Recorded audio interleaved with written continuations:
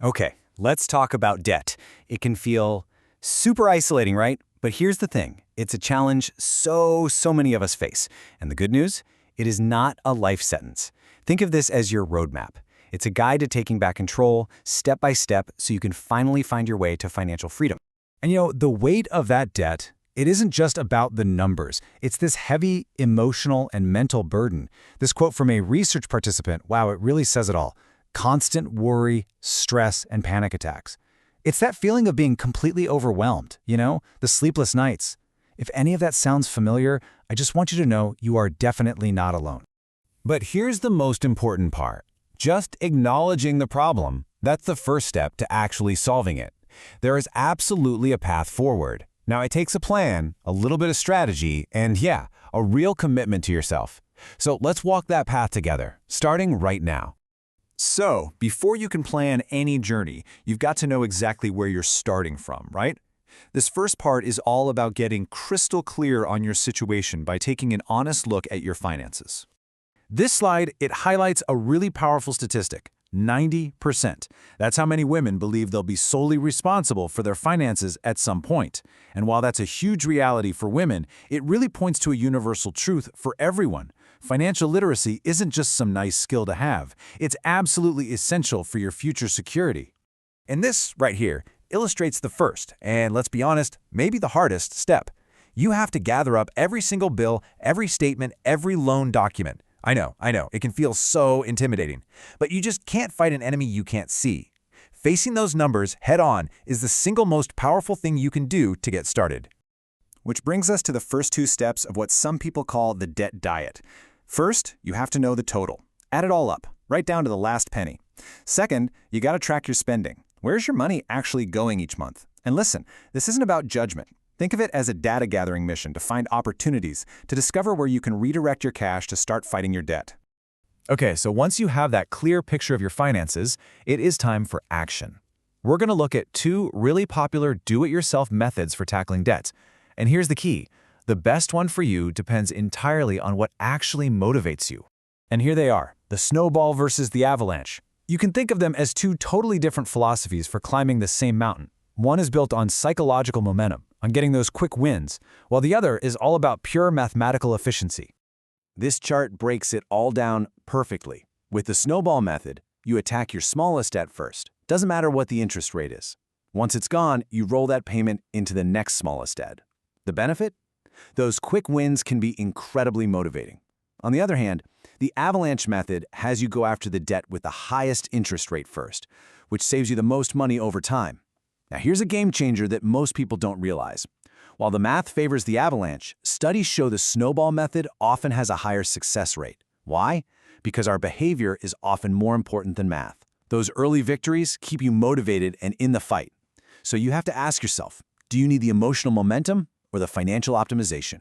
But what happens when the debt is just so big that even the best DIY plan feels like you're trying to empty the ocean with a bucket?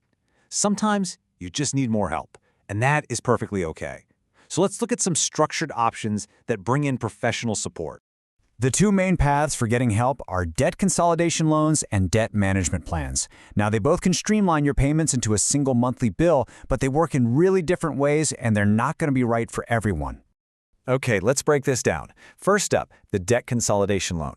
This is basically a brand new personal loan you take out to pay off all your other debts. The big win here is potentially saving a ton of money with a lower interest rate, and you get the simplicity of just one payment. The downside? Well, you generally need pretty good credit to get a rate that makes it all worth it. And here's the biggest trap. You've now freed up all your old credit cards, which can be a huge temptation to fall right back into debt. Now, a debt management plan, or a DMP, is different. This is not a new loan. Instead, you work with a nonprofit credit counseling agency. They actually negotiate with your creditors, often getting you lower interest rates, and you make one payment to the agency and they pay everyone for you. The huge plus here is that you don't need a great credit score to qualify. The trade-off? You'll likely have to close those credit card accounts, which is great for preventing new debt but does reduce your flexibility. And something to keep in mind, not all creditors might agree to participate. Getting out of debt. That's a huge accomplishment. But the real victory, the actual goal, is staying out of debt for good. So let's shift our focus to the long game. building the habits and the systems you need for lasting financial health. Perfecting your strategy really involves a few key habits. First, and this is so important, build a small emergency fund before you get super aggressive with debt payments. Even just $500 can be a total game changer, kind of like an insurance policy against a surprise expense that could derail your whole plan. Next, stay current on all your bills, track your spending like a hawk to make sure you're not taking on new debt, and finally, watch your credit score climb. Trust me, seeing that number go up is an incredible motivator. And here's a really powerful question that everyone with credit card debt should be asking themselves, like right now. Could you be paying less interest? Most of us just assume our rate is set in stone, but you know what? That's often not the case at all. Believe it or not, you can actually call your credit card company and negotiate. Here's how you do it. Get prepared. Have your credit score handy, your payment history. Be polite, but firm. Remind them you've been a loyal customer.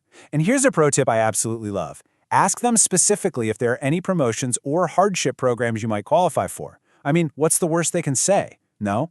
A successful 5-minute phone call could literally save you hundreds, maybe even thousands of dollars. Whew, we've covered a lot, right?